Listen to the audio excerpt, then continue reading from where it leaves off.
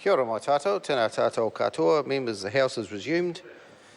When we adjourned last night, we were discussing the Local Government Auckland Transitional Provisions Amendment Bill, and Chris Bishop had 9 minutes and 20 seconds remaining, and if he doesn't wish to avail himself of that, we're looking for a speaker from the Green Party. Denise Roche. Denise Roche, I've called Denise Roche. Thank you, Mr. Speaker. I rise to take a call for the second reading of this Local Government Auckland Transitions Amendment Bill. I think it's worthwhile just transversing where the Green Party is coming from, since we are the only party in the House that's opposing this bill. Originally, we said, when we discussed it as a caucus, that our recommendation was that we would support it to Select Committee.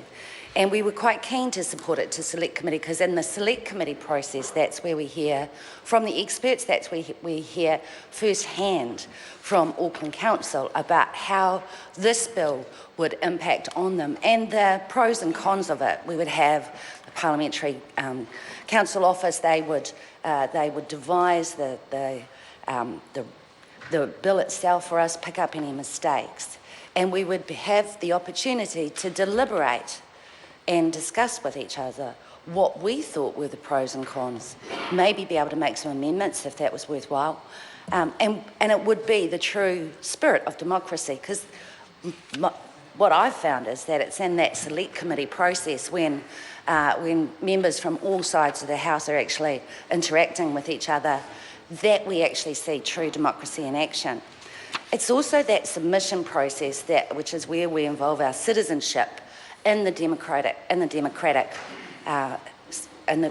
processes of this country, and we believe that that's incredibly important. So, because we could not take this to Select Committee, and because we have some serious concerns about the erosion of local democracy and the way this government constantly tries to take over the control of democracy and power from local councils, on balance, we decided that as a point of principle, we would not support this bill. Now, I heard members in the House last night saying that Auckland Council wants it, and I have no doubt they do. We particularly don't want to hold up the planning process because we recognise its importance for basically setting out the plan for the future of Auckland. However, we have seen in this House time and time again, particularly in relation to Auckland, constant incursions into the running of Auckland by this government. And other members have said it's basically because when they set up the super city, they didn't get the right mayor. They didn't get the right council. And we've been punished in Auckland ever since. And this is another example of a select few of the cabinet, mostly none of them from Auckland, actually trying to get their influence onto what is our major city. Now we know that if Auckland doesn't succeed, the country doesn't succeed. Auckland is the economic powerhouse. But if you look at the constant meddling that this House has been putting forward in terms of the running of Auckland, we have to have some serious concerns about just what this government is up to.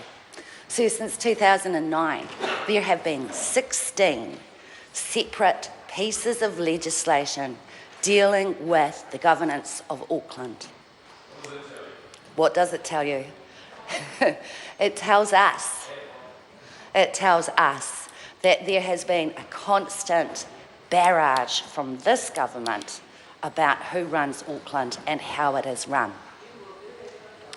So, sir, we have taken a stand which is not that popular in this House, and I can understand that. However, it is a principled position because we're not going to Select Committee, because under urgency, we don't get the opportunity to do this. Now, we know that when the Minister put forward this bill and announced it, it was September. And he was saying at the time that essentially they want this bill in place because they want to make sure that they have some processes in place before the expiry of the Special Housing Accord in Auckland, which is, I have to say, a pet project from the Housing Minister. Now, we don't see that as actually a good reason for invoking urgency, because we could have gone through a process where we invited submissions, where we set up the select committee, where we got the expert evidence, where we got a regulatory impact statement, for heaven's sake, that actually outlines the pros and cons of this legislation. Because, sir, this legislation is designed to fix up mistakes from the original legislation. And if we pass this under urgency without that due process, then we risk making more mistakes. And if you look at those 16 pieces of legislation, a whole bunch of them are about validating stuff. It is about sort of having another tinker because the legislation hasn't been true and sound. So there is merit in the whole, in that old cliche that the faster you go, the bigger the mess. And we have seen that. We've frequently seen that when it comes to Auckland and Auckland governance. The other reason we had serious misgivings about this bill is not just the encroachment on local democracy on Auckland, but also the encroachment on local democracy right across the country. And I guess one of our guiding issues was, or one of the things that concerned us the most was, if we let this constant sort of undermining of local democracy, even in this part, it's just about the appointment of hearings commissioners. But if we allow that, then we're actually saying to the government that every single time they have overtaken due process and undermined local governance and local councils, that it's okay. Well, we'd like to say, sir, on lots of issues, it's not okay. And I guess the thing that really brings this issue back to home is what happened in Canterbury with Environment Canterbury, the regional council, which was the ultimate in this government exercising their power to completely get rid of local democracy. And if we just recap on that issue, we saw councillors replaced by commissioners. We saw councillors who were duly elected by the citizens of Canterbury sacked and replaced by government appointees. And that, sir, is why we have serious misgivings about this government appointing hearings commissioners. Now, we know that the hearings panel, the Unitary Plan hearings panel that was set up by this government to hear and develop the plan for Auckland, we know that despite the fact that they were appointed, they have actually been doing a good job. And they've got a bigger job to complete. And the reason this government has got this piece of legislation here today for us to push through under urgency is because the government has set their own deadline, which is by July next year, that the Unitary Plan Hearings Panel have to report back to Council on the recommendations for the plan. And they've said it's got to be by July next year.